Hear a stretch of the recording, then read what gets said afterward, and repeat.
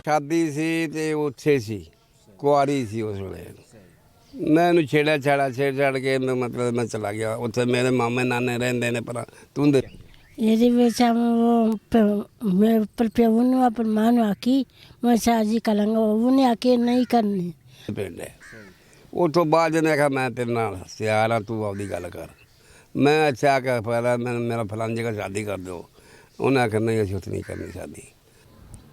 अस्सलाम वालेकुम नाजरीन, मैं हूं आपका मेज़बान कामरान अशरफ और आप देख रहे हैं 49 न्यूज़ का ख़ास प्रोग्राम बोलता कसूर। आज हम बोलता कसूर में ख़ुसूसी तौर पर एक ऐसे मोहब्बत करने वाले जोड़े से मिलवाएंगे कि जिन्होंने 1960 में मोहब्बत की ख़ानदान की मजबूरियां की वजह से अरेंज मैरिज करना पड़ी। अब दोनों के माशाल्लाह से 4 और 6 बच्चे हैं और नवासे नवासियाँ और पोते पोतियाँ माशाल्लाह हैं और अल्लाह रब्बुल इज़्ज़त ने उनके लिए एक खूबसूरत और सुनहरा वक्त दोबारा लाए कि उन्होंने दोबारा निकाह जैसी अजीम सुन्नत को अपनाते हुए अपनी मोहब्बत को मुकम्मल किया। आज हम ऐसे ही एक जोड़े से आपकी मुलाकात करवाएंगे, अतहर खान और नज़ीरा बीबी जिन्होंने अभी शादी की है। हम उनसे बातचीत करने की कोशिश करेंगे और उनसे पूछेंगे कि उनका अपनी उस मोहब्बत के हवाले से क्या कहना है। अस्सलाम वालेकुम बाबा जी। वालेकुम जी बाबा जी, ਤੁਸੀਂ ਕੀ ਦੱਸਣਾ ਚਾਹੁੰਦੇ ਹੋ ਜਿਸ ਵਕਤ ਯਾਨੀ ਕਿ ਪਾਕਿਸਤਾਨ ਬਣਿਆ ਹੈ, ਵੰਡ ਪਈ, ਉਦੋਂ ਤੁਹਾਡੀ ਕਿੰਨੀ ਉਮਰ ਸੀ?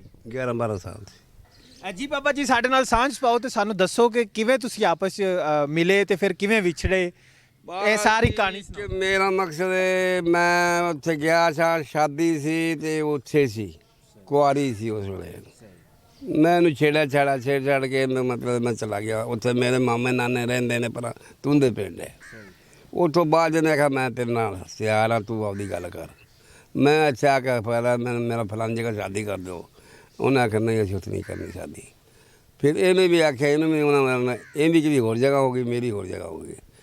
वक्त गुजरता रहा, वैसे मैं आंदा जाता रहा, इन्हें को मिलता जुलता रहा, घर इन्हें वैसे भी जाता रहा।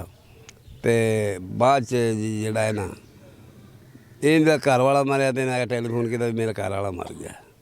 मैं जनाब जोड़ा सी कि गया उसे दफना के आया देखा बाद अल्लाह दी रहमत मेरी भी लगी गई है। ये मतलब भी वो फौत हो गया उहदे तो बाद सानू कोई तकलीफ नहीं सी, कोई गल नहीं सी। मैं जनाब तकरीबन महीना को है मैं बीमार हो गया। जब बीमार हो गया ना तो मैनू जनाब ना कोई संभालने वाला नहीं सिवाय खुदा तो 20 दिन में पिया रहा। हाजी को मैं दवाई ली आके ना पुत्र बड़ा आया ना नौ आई ना छोटा मुंडा इतने आया है। तो एक दिन इतों सीधा लौन टुर गया उन्हें कन ये वकूआ होता था। मैं सोचता रहा भाई तो तेरे कुछ भी तो मर जाता तो कीड़े ही पड़ जाने से जगह कि की पता भी कौन पे अंदर। एक छोर सी अपना गुआढ़ी वो मैंने संभालता रहा। दवाई हाजी को जाती रही है हैं उन्हें आज तक मैंने नहीं पूछा भी तेरे को दवाई हैगी कि नहीं हैगी। मैं उन्होंने सारी कमाई भी खुआ दी है और 4 किले ज़मीन बैक करके उन्होंने खुआ दी है। पर उन्हें आज तक मैंने आखा ये हाजी साहब दे देंदा है, इनका छोटा भरा है वो दे देंदा है, एक होर है पैसे मैंने मिल जाते हैं। मैं नहीं आख रहा मैं नहीं देंदे ने लिहाजा हूँ मैं आपके दुख पा के कम किया भी घर कर लो चंगा है। जे तू मर जाता तो तेन तो उत्थे कीड़े पै जाने से। जी मेरे साथ इस वक्त 75 साल दुल्हन नज़ीरा बीबी भी मौजूद है। हम उनसे भी पूछेंगे और उनसे भी हम गुफ्तगू करने की कोशिश करेंगे कि उनको इस निकाह के बाद कैसा महसूस रहा। अस्सलाम वालेकुम। वालेकुम सलाम। जी माँ जी, आप क्या कहती हैं किवें तुसी बाबा जी नाल मिले ते दोबारा फिर तुहाडा निकाह आया, तुसी इस बारे च की कहेंगे? ਇਹਦੇ ਵਿੱਚ ਮੈਂ ਪਰ ਪਿਓ ਨੂੰ ਆਪਣੀ ਮਾਂ ਨੂੰ ਆਖੀ ਮੈਂ ਸਾਜੀ ਕਰਾਂਗਾ ਉਹਨੇ ਆਖੇ ਨਹੀਂ ਕਰਨੀ ਮੈਂ ਕਰਾਂਗਾ ਮੈਂ तो वो नहीं करनी मैं चलो मैं अपनी मर्जी नाल करूँगी अपनी मर्जी नाल करती कितने वो बच्चे वही चाला नहीं बच्चे दीते 6 वो नहीं संभाले ना को ना संभाले ना खर्चा देता ना कोई कुछ। मैंने कल हो कड़ी वो बाबा आबा मर वो प्यो मर गया उन्हें कड़ी बच्चे ने मेरे 6 किले ज़मीन है 6 कनाला ज़मीन है। नशा कवा के गोंटा ला ली वो ककी ने सनाट कालट मुझे कोले साल कुछ वो कोले मैंने ये कानम नहीं दी तो नहीं।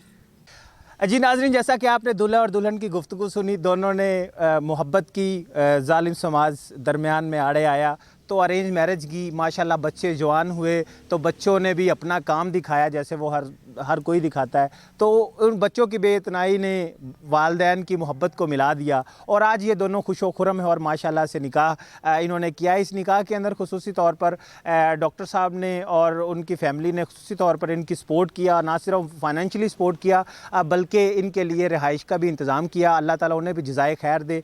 इसी के साथ अपने मेज़बान कामरान अशरफ को इजाज़त दे। जल्द इंशाल्लाह एक नए प्रोग्राम के साथ हाजिर होंगे। तब तक अल्लाह हाफिज़।